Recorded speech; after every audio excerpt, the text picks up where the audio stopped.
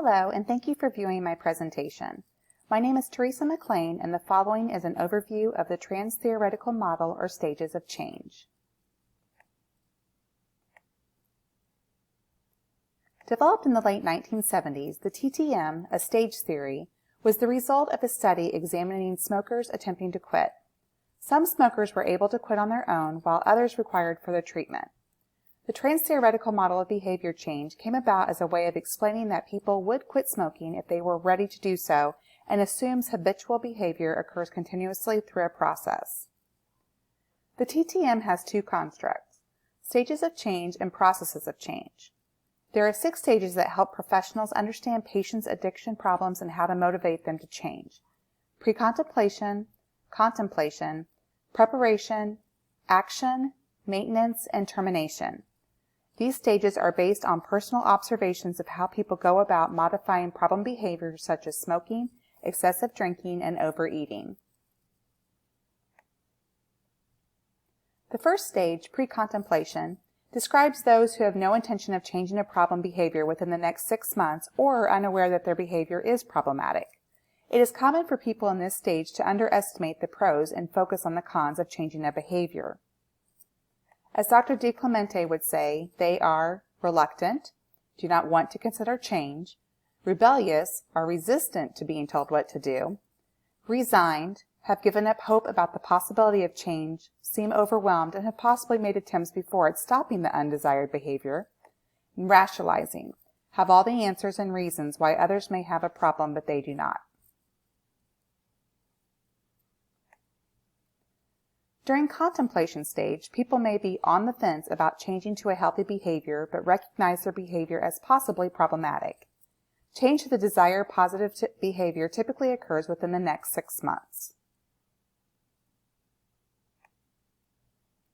Also called determination, the preparation stage involves making a realistic plan and serious attempt towards change, typically within the next 30 days and with the help of a professional if applicable.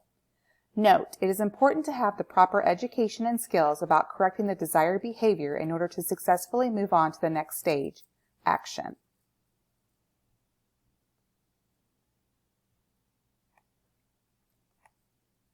The fourth stage, action, is putting the plan in motion. Sometimes this involves a public announcement of the intended behavior in order to gain additional support from others.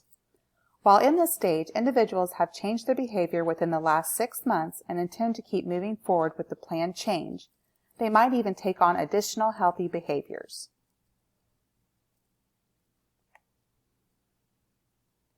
The maintenance phase is reached when the behavior has occurred for 6 months or longer. Self-efficacy is a very important part of this stage, meaning that the individual can make the decisions necessary to continue performing the desired behavior. The termination stage occurs when people have no desire to repeat the unhealthy behavior.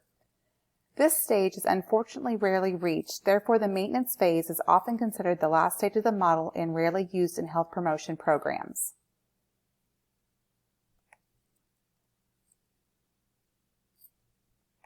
In a study conducted by Felicissimo et al. In 2014, a decade's worth of longitudinal and quantitative alcohol consumption research and questionnaires were evaluated as measuring instruments for the trans-theoretical model. The results determined that the behavior of the individual relating to their stage of change helped identify alcohol-related problems in patients who were seeking medical treatment for other health conditions. The authors implicated that the trans-theoretical model is important in that by identifying patient stages, better adapted interventions can be applied as part of the treatment. Case 2 describes an interesting approach in using the TTM to promote physical activity among university students in Malaysia. Lui et al. Had 562 undergraduate students, 118 male and 444 female, participate in the study, which consisted of completing multiple scales that measured exercise behavior and intentions and self-efficacy in comparison to the TTM stages. As you could imagine, students with high efficacy and positive thoughts and behavior tend to move towards improving physical activity despite obstacles. However, Lui et al. Also concluded that, like Felicissimo et al.'s study, there is a positive relationship between TTM stage and behavior. For example, to engage regularly in physical activity, students needed to possess positive thoughts and behaviors for continued motivation.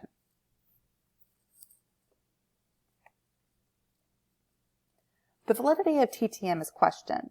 There is more support for the motivated stages of pre-contemplation, contemplation, and preparation versus the stages of action, maintenance, and termination. The biggest argument, however, is that although there are technically two constructs of TTM, the stages get much more emphasis than the processes of change, which seem to be ignored yet still argued as strong methods of improving health behavior regardless of an individual's current stage.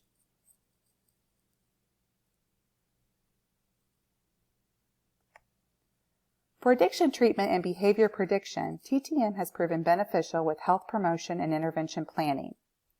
Behavior is complex. The stages of change provides a general understanding of how most people gradually process behavior change. If the processes of change construct was better incorporated within the TTM, this could strengthen the model, especially the stages of action, maintenance, and termination.